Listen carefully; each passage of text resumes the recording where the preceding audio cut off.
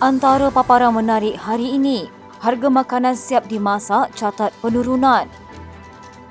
Anwar menghadap Raja Kemboja, kerjasama pelbagai sektor dipertingkat. Korupsi anggota penguatkuasa semakin kronik. Bayangan pembentukan kerajaan Madani di Melaka.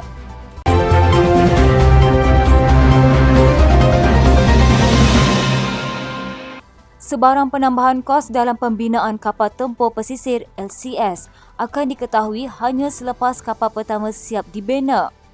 Timbalan Menteri Pertahanan Adi Zahari berkata, atas sebab itu kerajaan kini sedang dalam fasa akhir untuk memuktamadkan cadangan meneruskan projek pembinaan LCS dan memastikan kapal pertama disiapkan sekurang-kurangnya pada tahun hadapan.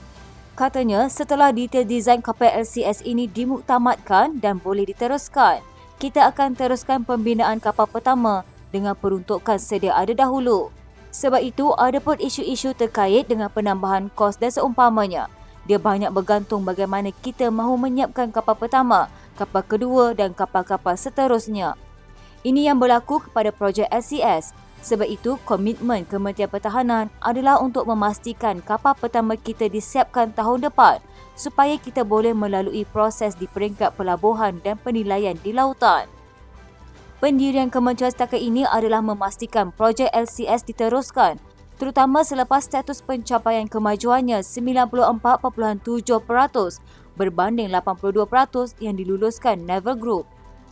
Kementeriannya akan membentangkan kertas projek yang baru kepada Jemaah Menteri dalam masa terdekat. Adli berkata tiada masalah jika projek LCS ini diteruskan berdasarkan baki peratus detail desain itu tetapi tertakluk kepada keputusan Jemaah Menteri. Harga makanan siap dimasak di kedai atau restoran di negara ini telah mencatatkan penurunan bagi bulan Februari lalu, menurut Menteri Ekonomi Rafizi Ramli. Ada berita baiknya untuk Februari kerana buat kali pertama kita melihat ada penurunan harga dari segi harga makanan siap yang dibeli di kedai. Kalau saudara-saudari yang dan orang awam yang mengikuti sidang media inflasi sejak minggu pertama saya mengambil alih tugas ini, memang kami betul-betul tumpukan kepada harga barang makanan siap yang dibeli di kedai, kerana harga makanan siap inilah yang sebelum ini kenaikannya itu pada peringkat yang jauh lebih tinggi berbanding dengan komponen-komponen lain.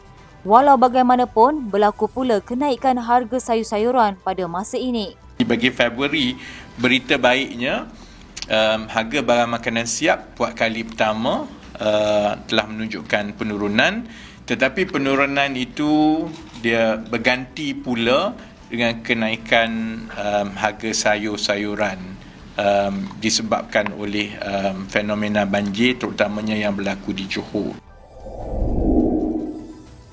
Seramai 12 lagi warga Malaysia yang terperangkap dan menjadi mangsa penipuan sindiket tawaran pekerja di Kemboja berjaya dilepaskan. Menurut Perdana Menteri Datuk Seri Anwar Ibrahim, Kedutaan Malaysia di sini akan menguruskan pembebasan kesemua 12 individu berkenaan. Anwar berkata setakat ini 287 rakyat Malaysia yang menjadi mangsa sindiket berkenaan berjaya dibawa pulang ke tanah air. Duta Besar Malaysia ke Kemboja, Datuk Eldin Husaini Muhammad Hashim, melaporkan berdasarkan maklumat yang diterima, kesemua 12 individu itu berada dalam senarai nama yang dilaporkan hilang. Beliau berkata pihaknya akan ke lokasi mangsa untuk urusan membawa pulang kesemua mereka. Katanya, sekiranya keluarga telah melengkapkan semua dokumen termasuk tiket penerbangan balik, mungkin semua mangsa dapat pulang ke tanah air pada hari Sabtu atau Ahad. Bazar Ramadan Rahmah merupakan inisiatif terbaru Kementerian Perdagangan Dalam Negeri dan Kos Sara Hidup membabitkan 38 lokasi di seluruh negara. Menteri KPDN Datuk Seri Salahuddin Ayub berkata, BRR diwujudkan bertujuan mengurangkan kos sara hidup rakyat dengan menyediakan pilihan hidangan untuk masyarakat berbuka puasa dengan harga yang murah dan berpatutan. Dan kita telah setakat hari yang kelima ini kita berjaya adakan di seluruh negara dengan harga minima RM5 ke bawah dan juga ada yang special macam lamb shank tadi itu memang makanan yang high end lah biasa dijual daripada harga 50 lebih. Tapi hari ini mereka jual dengan harga ada yang package 30 lebih, ada yang package 40 lebih. Itu bergantung kepada menu yang mereka perniagakan. Antara BRR lain adalah Bazar Ramadan Food Truck Rahmah di Lorong Tuanku Abdul Rahman, Kuala Lumpur, Bazar Ramadan Bayan Baru Pulau Pinang, Bazar Ramadan People Walk Ipoh, Perak dan Bazar Ramadan Binjai Rendah, Marang, Terengganu.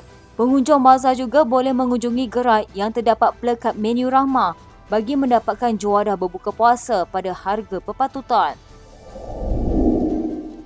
Perdana Menteri Datuk Seri Anwar Ibrahim hari ini menghadap Raja Kemboja, Raja Norodom Sihamoni di Istana Diraja Kemboja. Pertemuan itu sempena lawatan rasmi sehari Anwar bagi memperkukuh hubungan dan kerjasama dua hala yang terjalin antara Malaysia dan Kemboja sejak 1957. Lawatan rasmi dan sulung Anwar ke negara itu adalah atas undangan Perdana Menteri Kemboja, Hun Sen. Dalam sidang media bersama Hun Sen, beliau berkata kerjasama dalam sektor pelaburan, industri halal, teknologi digital, pendidikan dan pertahanan dibincangkan dan menjadi antara keutamaan dibangkitkan semasa mesyuarat dua hala di Istana Keamanan di Phnom Penh. Terdahulu, Anwar dan Hun Sen menyaksikan majlis menandatangani dua memorandum persefahaman membabitkan kerajaan Malaysia dan Kemboja. MOU tersebut berkaitan pengambilan, penggajian dan penghantaran pulang pekerja Kemboja dalam sektor domestik serta pengambilan, penggajian dan penghantaran pulang pekerja Kemboja di sektor formal bagi mengukuhkan lagi kerjasama antara kedua-dua negara dalam sektor buruh. Tahap korupsi membabitkan anggota penguatkuasa sebagai barisan hadapan keselamatan negara semakin kronik dan membimbangkan.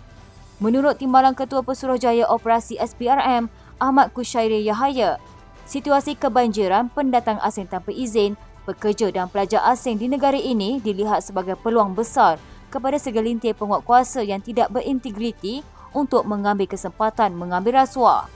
Katanya tidak kira sama ada pendatang asing berkenaan mempunyai permit kerja, visa pelajar apatah lagi kosong tanpa permit dan berstatus pendatang tanpa izin.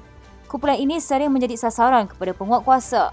Menurut Ahmad Kushairi, slogan Malaysia Boleh sering dijadikan sindiran sinis yang membawa pengertian cukup memedihkan yang mana semua perkara boleh diselesaikan dengan membayar rasuah.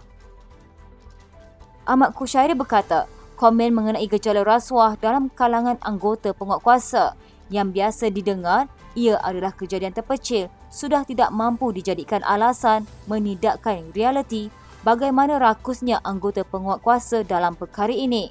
Menurutnya, rasuah berlaku dalam setiap inci kehidupan seorang pendatang asing ke negara ini, termasuk berkaitan proses permohonan kuota pekerja asing oleh syarikat-syarikat. Selain itu, kegiatan merasuah penguatkuasa juga berlaku di pintu-pintu masuk negara untuk mempercepatkan proses keluar dan masuk bagi pendatang asing yang tinggal melebihi tempoh, terlibat dengan jenayah, disenarai hitam, tidak memenuhi syarat-syarat kemasukan dan sebagainya. Ahmad Kushairi berkata, gejala rasuah juga berlaku dalam kegiatan penyalahgunaan visa-visa pelajar asing bagi tujuan bekerja, berniaga dan terlibat dalam kegiatan tidak bermoral serta melindungi kegiatan pelacuran, rumah urut, perjudian, makau skam yang kebanyakannya pekerja terdiri daripada warga asing.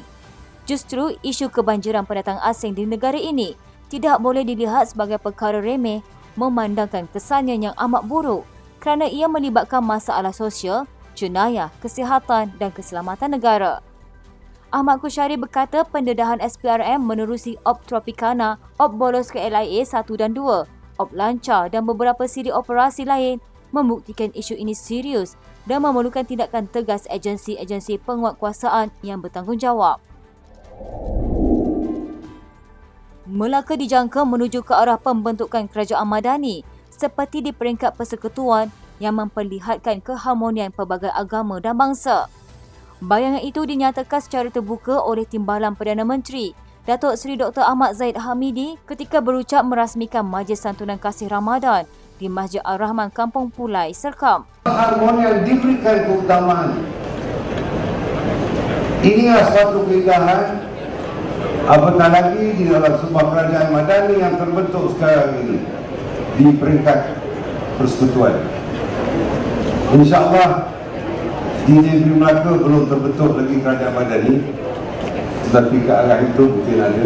Beliau kata perkara itu akan dibincangkan bersama Ketua Menteri Melaka Datuk Seri Sulaiman Mat Ali dan Pengerusi Barisan Nasional Melaka Datuk Seri Abdul Rauf Yusof, meskipun tidak menyatakan secara jelas sama ada bakal berlaku rombakan Ahli Majlis Mesyuarat Kerajaan Negeri untuk memberi ruang kepada Ahli Dewan Undangan Negeri Pakatan Harapan menjadi sebahagian kerajaan negeri. BN Melaka menguasai 21 kerusi Dewan Undangan Negeri, diikuti PH dengan 5 kerusi dan Perikatan Nasional 2 kerusi.